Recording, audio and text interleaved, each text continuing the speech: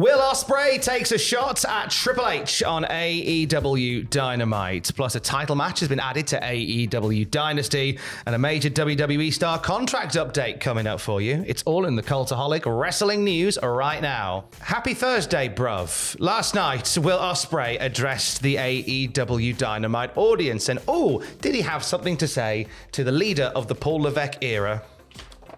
Paul Levesque. Oh, yeah. As if the show wasn't controversial enough.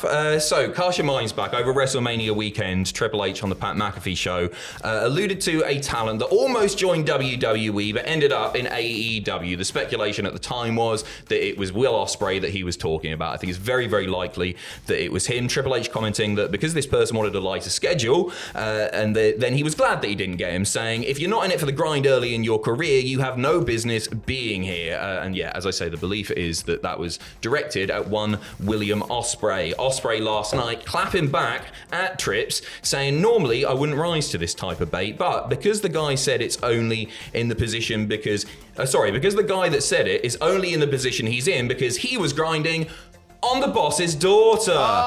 So he's saying you're in no position to tell me what the grind is about at all. It's... First of all, I think Ospreay has the right to reply. Triple H made that comment. It wasn't provoked. Ospreay went with the company that he wanted to go with. He wants to spend more time in the UK still. Fair play to him if that's what he wants to do.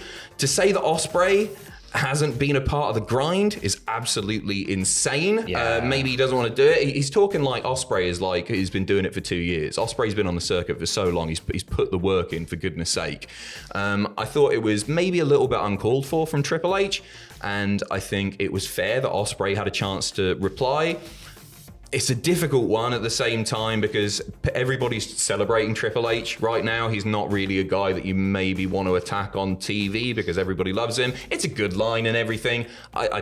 Maybe being with the boss's daughter at the time did assist Triple H in his rise through the company. That's not out of the question, but also he's proven through both NXT and now modern day WWE that he has a brilliantly creative mind and he can produce great TV and great pay-per-views as well. So it was a bit of a throwaway line maybe by Ospreay, but Renee is the person that I felt sorry for. She looked really uncomfortable. Really uncomfortable by that as well. And you know what? She's spoken in the past about her admiration and respect for Stephanie McMahon, and ultimately you sort of pulled Stephanie McMahon into this as well. It's a bit rough. It looked like Renee maybe didn't know that line was coming, and I felt a little bit bad for her. Yeah, that was a difficult one to see her reaction to it. I thought was rough as well.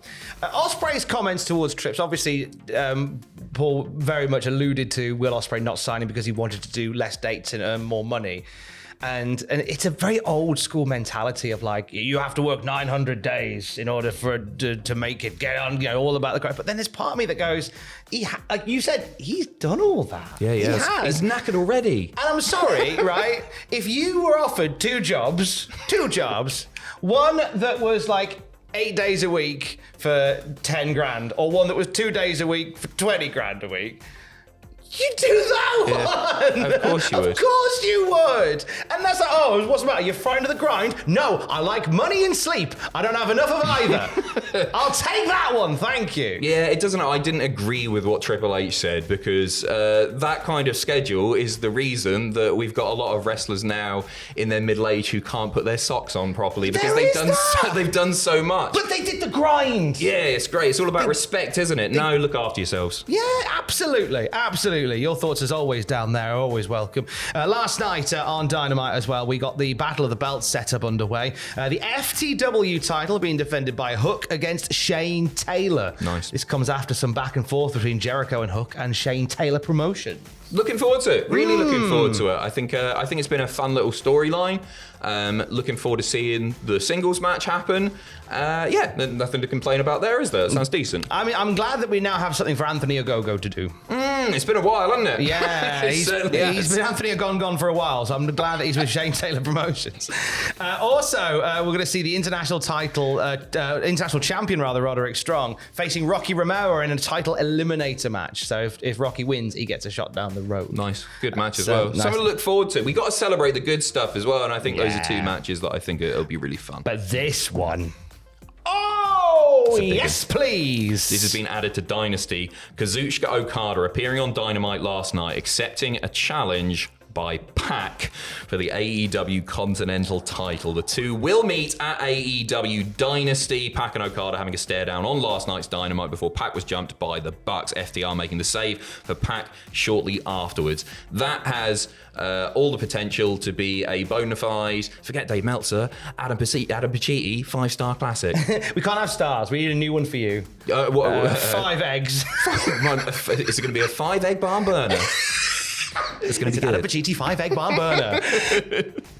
As well as that at Dynasty, we've got Adam Copeland, Eddie Kingston, and Mark Briscoe facing the House of Black in what feels like a slow burn towards an Adam Copeland Malachi Black match at some point, maybe at 100%. Double or Nothing. Yep. Slowly getting us there. Totally agreed. Tony Storm defending the AEW Women's title against Thunder Rosa.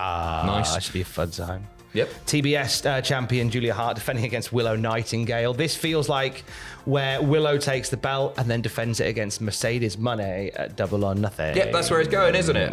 Mercedes actually saying on Twitter the first time that you will see her wrestle, she was replying to a fan saying that will be at Double or Nothing. Incredible. You signed for a wrestling company in February and you don't wrestle till May. Where's the grind? Where's the grind?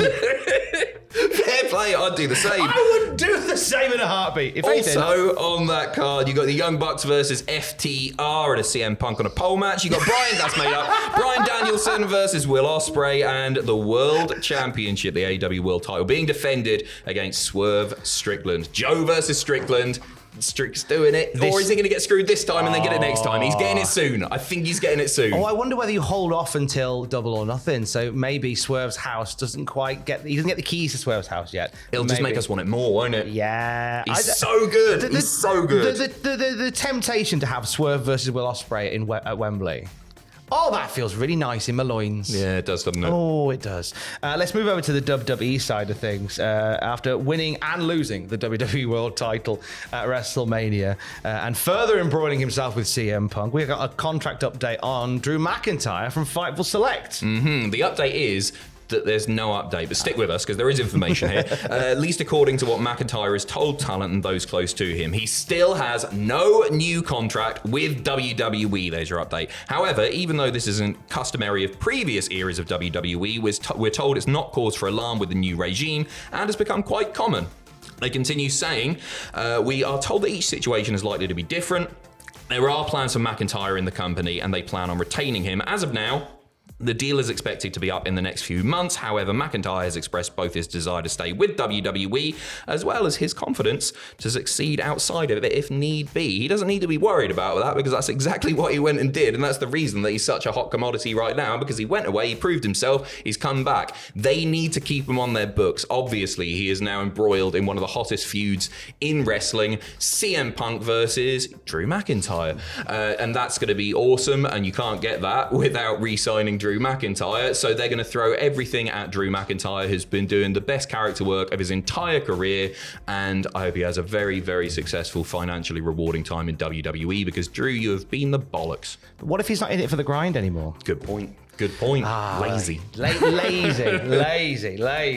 WrestleMania also saw the crowning of Cody Rhodes as WWE champion. Finally, the story ended. We've done a very special Rhodes to WrestleMania epilogue, which you can listen to on the Cultaholic podcast feed this morning, or today, whatever you like, really. That's how time works. It caps off our 4-part odyssey that told the full story of Cody Rhodes, from his meeting with his dad in a Waffle House to where he said he wanted to become a wrestler, all the way to the WrestleMania 40 main event. He first met his dad in a Waffle House? Yeah. How fun is that? It was in a Waffle House where he said to his dad, I want to be a wrestler.